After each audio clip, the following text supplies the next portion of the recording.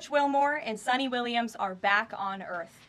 These two incredible astronauts were only supposed to be up there for 8 days, but because of the Biden administration's lack of urgency, they ended up spending 9 months in space.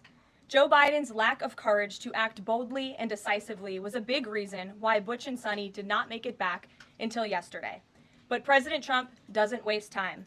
Immediately after taking office, President Trump directed Elon Musk and SpaceX to rescue these brave astronauts alongside NASA. The president also called the acting administrator of NASA and told her to bring the astronauts home as soon as possible. As acting administrator Janet Petro said herself yesterday, per President Trump's direction, NASA and SpaceX worked diligently to pull the schedule a month earlier. The president looks forward to welcoming Butch and Sunny to the Oval Office when they are recovered.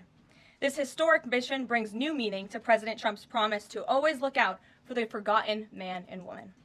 On another important matter, yesterday, President Trump and President Putin spoke about the need for peace and a ceasefire in the Ukraine war. Both leaders agreed this conflict needs to end with a lasting peace and also stressed the need for improved bilateral relations between the United States and Russia. President Trump also spoke with President Zelensky this morning to align both Russia and Ukraine in terms of their needs and requests. As President Trump has said repeatedly, the precious lives and money that both Ukraine and Russia have been spending in this war would be better spent on the needs of their people. This terrible conflict would have never started with President Trump in charge, but he's determined to end it once and for all.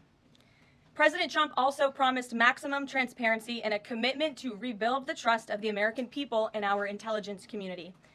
Part of that promise was to fully release previously classified records related to the assassination of former President John F. Kennedy, and he made that happen yesterday. This historic release consisted of approximately 80,000 pages of previously classified records that are now published. The records are available to access either online at archives.gov/JFK or in person, accessible to the American people at the National Archives in College Park, Maryland. Records that are currently only available for in-person viewing are being digitized and will be uploaded in the coming days. On another note, positive economic data continues to pour in, showing the immediate impact of President Trump's pro-growth agenda. After suffering a steep decline in the final year of the Biden administration, the manufacturing sector came roaring back in February. Industrial production surged in February, these are new numbers, 3 times at a greater 3 times rate than the expectations to its highest ever recorded level. And President Trump's laser focus on massive deregulation and unleashing our domestic energy industry is leading to stabilities for Americans' bottom lines. As Newsweek summed it up today, gas prices are plummeting under President Trump. And the Trump administration continues to make American communities safer through our ongoing mass deportation campaign of illegal alien criminals. Yesterday, FBI Director Kash Patel announced the agency captured another fugitive from its 10 most wanted list, securing the extradition of Francisco Javier Roman Bardeles, a key senior leader of the brutal MS-13 gang. And the brave men and women of ICE also arrested a number of dangerous aliens across the country in recent days. You will see them on this screen. ICE San Francisco just arrested a citizen of Guatemala convicted of sexual battery. ICE New Orleans arrested a citizen of Ecuador convicted of rape in Suffolk County, New York. ICE Atlanta arrested a citizen of Mexico convicted of assault by strangulation. ICE Dallas arrested a citizen of Mexico convicted of assault with a firearm and rape with a foreign object. And ICE Houston arrested a citizen of Guatemala convicted of indecent sexual contact with a child in Texas. These are heinous criminal alien monsters who the previous administration allowed to flood into our country. And every time President Trump and this team deport one of them, our country becomes safer. Finally, before I open it up to questions, I want to tout how successful our efforts have been in filling out President Trump's administration. There have been a record number of 281 Senate confirmed nominations already, with another 280 in process. Here at the White House, OPM and GSA, we have filled 100% of the total number of slots. And this is a record number of placements in the first 58 days of any administration, and a testament to the caliber and the sheer quantity of talented people who want to work for President Trump to make America great again. Here in our new media seat today, we have Katie Pavlich. Katie is the editor of townhall.com, which is a subsidiary of Town Hall Media. It's a leading conservative news and opinion outlet based right here in Washington, D.C., with writers and journalists reporting around the country. Last year, Town Hall Media had 60 million unique users and 1.4 billion page views with a broad reach on a number of social media platforms. With that, Katie, please kick us off. Thank you, Karoline. Really appreciate it. Sure. Thank you. So given the back and forth with this U.S. District Judge and the administration's use of the Alien Enemies Act, does the President plan to send new and additional flights of Venezuelan gang members, now designated as foreign terrorists, from the U.S. to El Salvador or elsewhere? Can Americans expect to see those flights sometime soon? Americans can absolutely expect to see the continuation of the mass deportation campaign that has been successfully led by this President, Secretary of Homeland Security Kristi Noem, and also our Secretary of State, Marco Rubio.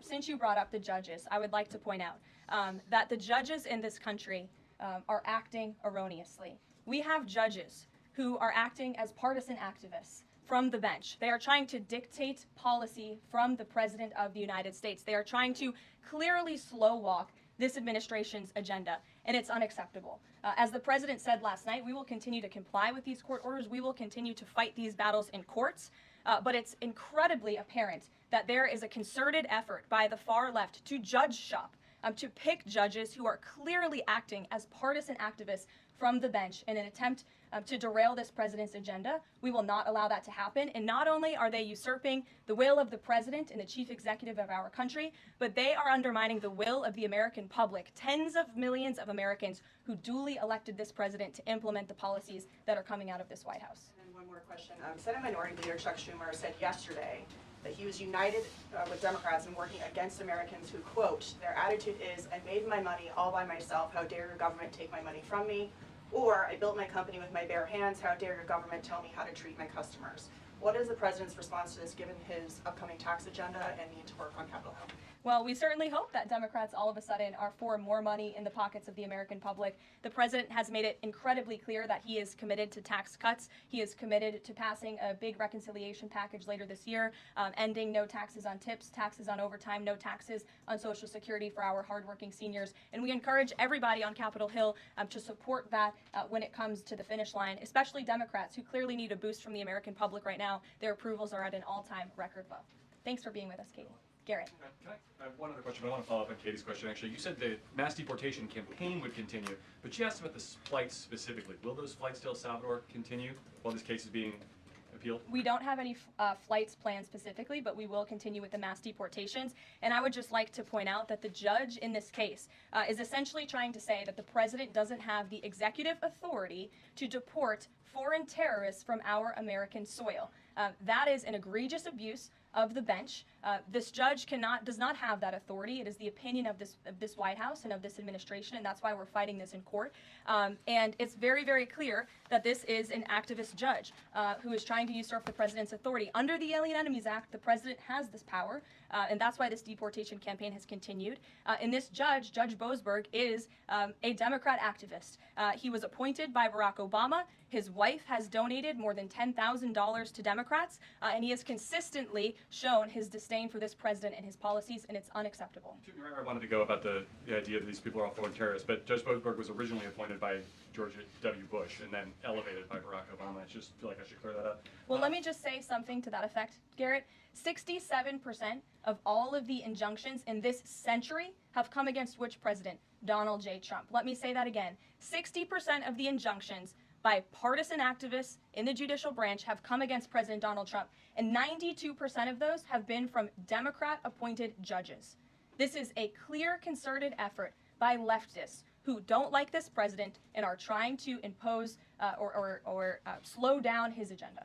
So, given that, do you think it's a good use of Congress's time and the president's political capital to try to impeach and remove a federal judge, which would take 67 votes you're unlikely to get in the Senate? Well, look, the president has made it clear that he believes this judge in this case should be impeached, and he has also made it clear that he has great respect for the Chief Justice John Roberts, and it's incumbent upon the Supreme Court to rein in these activist judges. These partisan activists are undermining the judicial branch by doing so. We have co-equal branches of government for a reason, and the president feels very strongly about that. Jackie. Thanks, Carol. What options does the president have to, he says he's going to follow court orders. He wouldn't defy a court order, but he's raised these concerns about these judges acting in such a partisan way. Yet what option does he have to ensure that his agenda continues to move forward while this is ongoing and the judges appear to be trying to just block and delay and impede? Well, you're right. They are trying to block, delay, and impede. This is lawfare. The president is no stranger to it. He faced it in his campaign, and this is a continuation of the lawfare that President Trump faced as a candidate, and he's now unfortunately facing as a president. Clearly, these partisan activists in the judicial branch didn't get the memo on November 5th when the American people overwhelmingly re-elected this president to continue with mass deportations. So White House counsel and the Department of Justice are working on this. They're appealing these cases, and we will continue to use the full weight of the White House counsel's office and the president's team of lawyers to fight this in court, because we know we will win even if we have to go all the way to the Supreme Court. One more on PDA. Andy McCarthy said in an interview with Hugh Hewitt, he certainly agrees with what the president is trying to do with the Alien Enemies Act, but he's not sure that the law is completely on his side. He cites some previous Supreme Court rulings dealing with enemy combatants in wartime, says that even they have a challenge or a right to challenge their detention in court. He raised concern also that while TDA has been designated as a terrorist organization, these individuals hadn't been prosecuted for terrorism. So my question is, will the president ask Congress potentially to declare war on these cartels for the invasion that he's talked about so that he's on stronger legal footing? Well, we absolutely disagree with the legal opinion of the individual that you mentioned. We would not have moved forward with this if we didn't believe the president. This was within the president's executive authority to continue with this mass deportation effort under the authority provided to him under the Alien Enemies Act. And when you read the act, as I did last time at the podium, a predatory incursion is absolutely what has happened with Tren de Aragua. They have been sent here by the hostile Maduro regime in Venezuela, and the president, immediately upon taking office, designated TDA as a foreign terrorist organization. And under this act, it is within the president's authority to deport these terrorists. And anybody trying to defend these terrorists who have now been sent off of American soil should talk to the families of the individuals who these heinous monsters have killed and have raped. If you talk to those families, they are so heartened by the president's decision to take tough action and to use his executive authority, something that no other president has been willing to do, because President Trump does what he says he's going to do, and he is deporting these foreign terrorists from American soil to secure our homeland, and he's within his rights to do that. Jennifer. Very quickly on Tesla, there's a website that's trying to dox Tesla owners across the country and saying they're only going to take down personal information when people show that they've sold their cars. What's the administration going to do about that?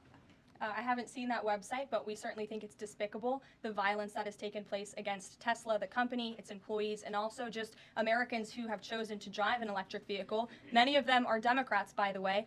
Democrats were big supporters of Tesla and of electric vehicles until Elon Musk decided to vote for Donald Trump. So we would like Democrats to also come out and condemn this heinous violence that we have seen, and I believe the Attorney General has said she's investigating these incidents as acts of domestic terrorism. Jennifer. On Ukraine, can you say, is the White House going to pause foreign military aid or intelligence sharing with Ukraine, as Russia says it's pushing for? And then I have a follow-up on the federal trade commission. Sure. When it comes to Ukraine, I do have a statement for you from the National Security Advisor and also the Secretary of State. First, I'd like to reiterate what the President said earlier following his call with President Zelensky this morning. He said he just completed a very good telephone call with President Zelensky. It lasted approximately 1 hour. Much of the discussion was based on a call made yesterday with President Putin in order to align both Russia and Ukraine in terms of their requests and needs. We are very much on track, and I will ask Secretary of State Marco Rubio and Mike Waltz to give an accurate description of the points discussed. That statement will be put out shortly. While I have that statement for you right here, bear with me as I read it. Today, President Trump and Ukraine's President Vladimir Zelensky had a fantastic phone conversation. President Zelensky thanked President Trump for a productive start for the work of the Ukrainian and American teams in Jeddah on March 11th. The meeting of the senior officials from both nations significantly helped in moving toward ending the war. President Zelensky thanked President Trump for the support of the United States, especially the Javelin missiles that President Trump was first to provide in his efforts towards peace. The leaders agreed Ukraine and America will continue working together to bring about a real end to the war, and that lasting peace under President Trump's leadership can be achieved. President Trump fully briefed President Zelensky on his conversation with Putin and the key issues discussed. They reviewed the situation in Kursk and agreed to share information closely between their defense staffs as the battlefield situation evolved. President Zelensky asked for additional air defense systems to protect his civilians, particularly Patriot missile systems, and President Trump agreed to work with him to find what was available, particularly in Europe. The two leaders also agreed on a partial ceasefire against energy. Technical teams will meet in Saudi Arabia in the coming days to discuss broadening the ceasefire to the Black Sea on the way to a full ceasefire. They agreed this could be the first step toward the full end of the war and ensuring security. President Zelensky was grateful for the president's leadership in this effort and reiterated his willingness to adopt a full ceasefire. President Trump also discussed Ukraine's electrical supply and nuclear power plants. He said that the United States could be very helpful in running those plants with its electricity and utility expertise. American ownership of those plants would be the best protection for that infrastructure and support for Ukrainian energy infrastructure. President Zelensky also thanked President Trump for continuing to push humanitarian concerns, including the exchange of prisoners of war. He noted they had just had a successful exchange and thanked the president for his leadership on that. President Trump also asked President Zelensky about the children who had gone missing from Ukraine during the war, including the ones that had been abducted, and President Trump promised to work closely with both parties to help make sure those children were returned home. They agreed all parties must continue the effort to make a ceasefire work. The presidents noted the positive work of their advisors and representatives, especially Secretary Rubio, National Security Advisor Mike Waltz, Special Envoy Kellogg, and others. The presidents instructed their teams to move ahead with the technical issues related to implementing and broadening the partial ceasefire. The presidents instructed their advisors and representatives to carry out this work as quickly as possible. The presidents emphasized that in further meetings, the teams can agree on all necessary aspects of advancing toward lasting peace and security. That is a lengthy statement that was just given to me, so thanks for bearing with me. Our office will, of course, provide this after. And as you know, as I just pointed out in the statement, the president's team of negotiators and national security experts will be heading to Saudi again later this week to continue working on and ironing out the details. But I would just like to emphasize we have never been this close to peace, and it's only because of President Trump that we are here. I think a couple of years ago, as you all reported on the war, it was incomprehensible to have a partial ceasefire in this conflict. And today, that is true because of the leadership of this president. So you said they agreed to closely share information between their defense staffs. Does that mean all intelligence sharing will continue? So the White House is rejecting Russia's request to pause that? Intelligence sharing in terms of defense for Ukraine will continue to be shared. Mary. Thanks, Karoline. I have two questions. One on the United States Institute of Peace and then on the Supreme Court, if that's okay. Sure.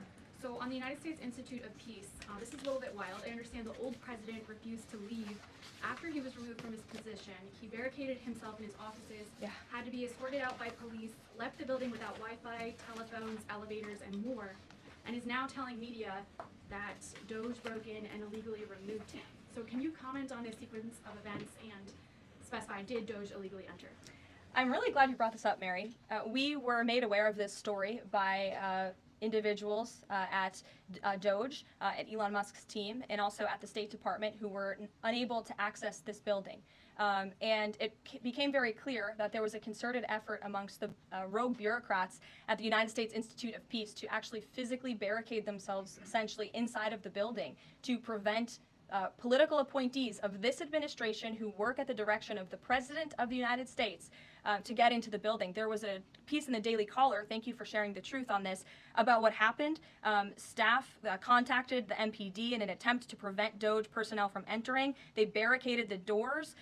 They also disabled telephone lines, internet connections, and other IT infrastructure within the building. They distributed flyers internally, encouraging each other to basically prevent these individuals from accessing the building. I use this to say this is what Doge and this administration is facing. It's a resistance from bureaucrats who don't want to see change in this city. President Trump was elected on an overwhelming mandate to seek change and implement change, and this is unacceptable behavior. Thank you. Just really quick on the Supreme Court. I know it's been almost 3 years now since the leak of the draft Dobbs opinion to Politico, actually. A leak which sparked protesting outside the homes of the justices and even brought on one attempted assassination attempt.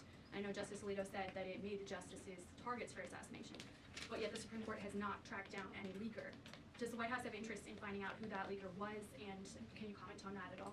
I know generally speaking the president has an interest in finding leakers and he believes it's unacceptable, and it's the position of this administration. You've seen the Secretary of Homeland Security has taken tough action at her agency. Leaking is unacceptable to this president and to the leaders across the board in this cabinet, especially when it puts people in harm's way. Sure. Thank you, Caroline. A mom whose daughter was forced to change in a locker room with biological male at school filed a complaint with the DOJ. How will the Trump DOJ deal with violations of President Trump's orders protecting women and girls like this?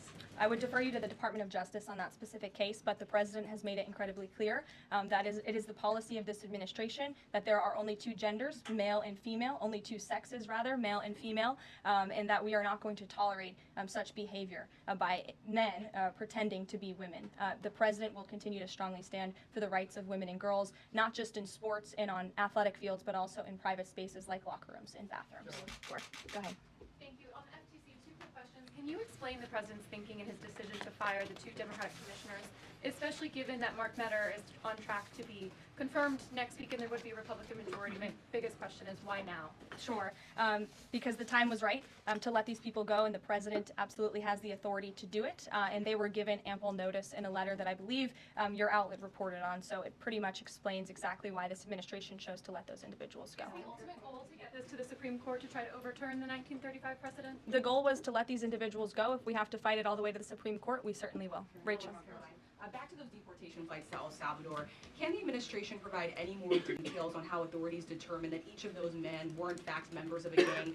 And if the White House can publish images, photos, videos of those men, why can't the administration just release basic information like their identities and names? We are not going to reveal operational details about a counterterrorism operation, but what I can assure you, as I said on Monday, we have the highest degree of confidence in our ICE agents and our Customs and Border Patrol agents who have committed their lives to targeting illegal criminals in our country, particularly foreign terrorists, and they had great evidence and indication.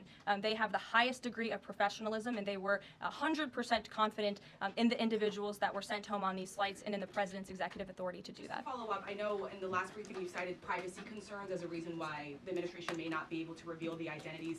What exactly are the privacy rights of immigrants who were deported that the administration says were dangerous enough to be sent to El Salvador and sit in a prison? Again, as I just said, we're not going to reveal the operational details of a counterterrorism operation for quite obvious reasons. We're trying to combat terrorism here in the United States of America. Jeff. I could ask something else about the phone call yesterday. There was a couple different readouts from the Kremlin and the U.S. on a couple different points. One was energy and infrastructure. The U.S. statement said energy and infrastructure. The Kremlin said energy infrastructure. What is your understanding of what the actual substance of that disagreement was? And then one other question on that. I would defer you to the readout that was provided by the White House. That's our understanding, and that's the truth. And if I could ask a question about the judge as well. How does a president define a bad judge? Is it just someone who disagrees with him? And is that a dangerous precedent in this case, because this is a temporary ruling from Judge Mosberg that he could ultimately rule in your favor? Is he setting up a standard here for calling for the impeachment of a judge who may ultimately rule on your side? No, it has nothing to do with disagreeing with the president on policy. It's with disagreeing with the Constitution and the law. And it's trying to usurp the authority of the executive branch of this country. It's having baseless reasoning for these injunctions. And it's a clear effort by these judges to slow roll this president's agenda. And if you just look at the injunctions that this president has faced, deporting foreign terrorists from our homeland, hiring and firing of executive branch employees when the president is the executive of the executive branch. You also see an injunction by a partisan activist judge when it comes to the Secretary of Defense trying to determine the readiness of our troops and the qualifications of our troops in our armed forces. Does a single district court judge really have more authority over the Commander-in-Chief and the Secretary of Defense to determine who should serve in our United States Armed Forces? Absolutely not. Anyone who has taken a basic civics lesson can understand that, and it's ridiculous lawfare that we are witnessing. And it's. The president said he respects the Chief Justice here. Does he respect him specifically on this case and this opinion, or respects him overall? And has he spoken to any other Supreme Court justices? The president respects Chief Justice Roberts overall. He just expressed that to me in the Oval Office, but it's also quite clear that the Supreme Court needs to rein in these judges who are acting as partisan activists, and they are undermining the judicial branch, and it's a dereliction of duty on their behalf. Deanna, go ahead. Thank you so much, Caroline. On the call with Zelensky, did they discuss the minerals deal at all? Is that back on the table, and what do the Ukrainians have to do to get that back on the table? And then one on the Russia call as well. Again, I just provided a very lengthy readout of the call that was provided by the Secretary of State and the National Security Advisor. And now we have moved beyond the economic minerals deal. We are at a place of peace. We're at a partial ceasefire, and we're moving towards a full ceasefire and a long-standing peace in this conflict. And that's great news for the American public. The Kremlin readout mentioned that Trump and Putin spoke about potential U.S.-Russia hockey games. And the Kremlin readout also said that Russia wanted the U.S. to stop U.S. intelligence and U.S. funding to Ukraine. The president has said that that conversation did not happen. Just wondering if you can get us any more clarity on that, and also, again, if it's energy infrastructure or if it's energy and infrastructure, because I think there is a big difference between that. Again, as for the readouts of the call, I would defer you to ours. And when it comes to the topic of hockey, it did come up. However, we're more interested in securing a peace deal than scheduling hockey games right now. Sean. Hey, about the deportation flight. So, was it the president himself who directed the planes to stay in the air after the judge ordered them to turn back? The president invoked the Aliens Enemies Act with a proclamation, which then directed the Department of Homeland Security and the Department of State to move forward with the plan of action. And as I said yesterday, all of the planes that were subject to the judge's written order took off before the order was submitted in court. I was asked and answered that question multiple times yesterday. Kate, go ahead.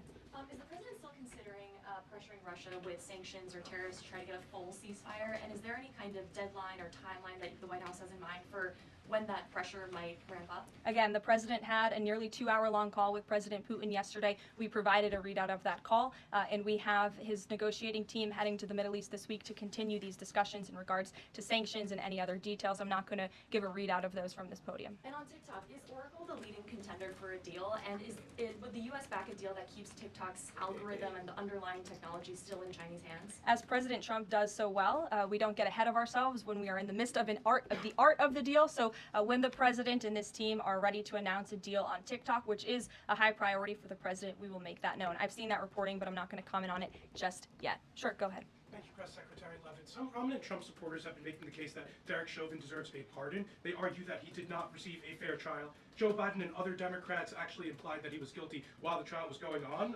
BLM rioters had these jurors under immense threat and pressure.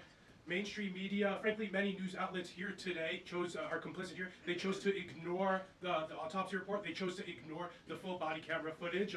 They decided to slander Derek Chauvin as a racist cop instead.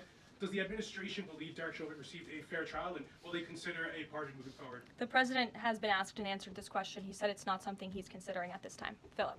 Thank you. Two questions. First, just a follow-up on the readouts from those calls. When it comes to the discrepancies between the U.S. and Russian readout of that call between President Trump and Putin, is it the president's assessment that something is getting lost in translation, or does he believe that the Russians are trying to play games here? Nope. The president believes in his team that put the readout out, and he also put his own out on Truth Social. We've been incredibly transparent about all of the president's calls with foreign leaders, and again, I would defer you to the readout. And then following up Michael. on... Thank you, Karoline. White House said yesterday that gas prices across the U.S. have fallen for the fourth straight week. 34 states now seeing gas under $3 a gallon. This limited ceasefire with Ukraine regarding oil refineries, energy, will that affect gas prices here in the U.S.? Well, it's certainly the president's hope that gas prices will continue to fall, and he's working every single day to ensure that we do. As you just mentioned, there's been very encouraging data. Inflation is cooling and gas prices are falling. The president has established a National Energy Dominance Council, and it's ultimately the president's goal. And this administration is working hard on it every single day to increase our energy production right here in the United States of America, to have a Trump energy boom like we saw in our first term, which will not only lead to lower fuel prices here at home, but also lessen the rate of inflation that was created by the previous administration. One more on Tesla, Karoline. Tim Walz, Governor Walz, saying last night he frequently checks Tesla stock, in doing so to, quote, give me a little boost during the day. How should Americans view politicians who take pride in the downfall of an American car company? I think that's quite sad, but I think Governor Walz unfortunately is living a sad existence after his devastating defeat on November 5th. Reagan, go ahead. Thank you, Caroline. Across the country, Tesla cars are being lit on fire, dealerships are being shot up, Molotov cocktails are being used. There was a website posted yesterday that shared the addresses of private Tesla owners and reportedly had Kash Patel's information on it. A.G. Gandhi has called this acts of domestic terrorism. Does the White House have any indication that this is some sort of coordinated movement, or that it's being funded by some outside group? And do you know if the investigation by the DOJ is being investigated as incidents of organized terror? I believe the Attorney General has made her comments clear on that. She is investigating these events as acts of domestic terrorism, and we fully condemn them. And as I said earlier to Jackie's question, we think it's despicable what is happening to not just this American company, but also their innocent employees. And again, innocent Americans who drive these vehicles. We condemn it wholeheartedly. Sure. More than 24,000 workers at BT agencies are in the process of being reinstated. What is your message to these workers, and can you assure them they won't be fired required again as the administration directs agencies to do more layoffs? Well, the administration is complying with the court's order. Again, as I have spoken about repeatedly, we think it's despicable that we have judges acting as judicial activists, partisan activists, trying to dictate who the President of the United States, the executive of the executive branch, can hire and fire. We have never seen anything like this. We are fighting this in court, and we will continue to fight it all the way to the Supreme Court if we have to. And as for federal employees, it's been the very common sense position of this president and the administration that bureaucrats here in Washington, D.C. need to show up to the office just like the rest of America. Middle-class Americans, from doctors to business owners to teachers to law enforcement officers, have to show up to their offices every single day. And the president has made it a clear priority that people in this city have to do the same. And we are also continue to be committed to reducing the scale of our workforce and to reducing the size of our federal bureaucracy here in Washington, D.C. to save taxpayers' money. Annie, go ahead. Thanks so much. In the statement that you read, you referenced the president's interest in helping return Ukrainian children to their parents, to their families. There's an organization that provides intel and information about those children that their aid has been cut. It's a Yale University program that used foreign aid. And I'm curious if, as part of this new thinking with Ukraine, that aid might be unfrozen. I have no updates about that or that specific program at this time. Karen. Thanks, Caroline. Just to follow up on your answer to the question on the minerals deal, you said that the White House has moved beyond the minerals deal. What does that mean? Is that no longer on the table? Nope. It means the minerals deal was that first set of framework that you all saw in that very public meeting with President Zelensky and President Trump in the Oval Office. We are now focused on a long-term peace agreement. As you know, on that deal, or that meeting between President Zelensky and President Trump, the Ukrainian president at the time wasn't talking about a greater peace deal. We are now at that place where we are talking about that. So we've moved beyond just the economic minerals deal framework, and we're looking at a lasting ceasefire. Right now, we're at a partial ceasefire. But again, the president is sending his highly skilled, intelligent, and experienced team to Saudi Arabia later this week to continue fighting for peace in this conflict. And I would just reiterate one more time, we have never been closer to peace than we are today. Thank you very much, everybody. We'll see you later.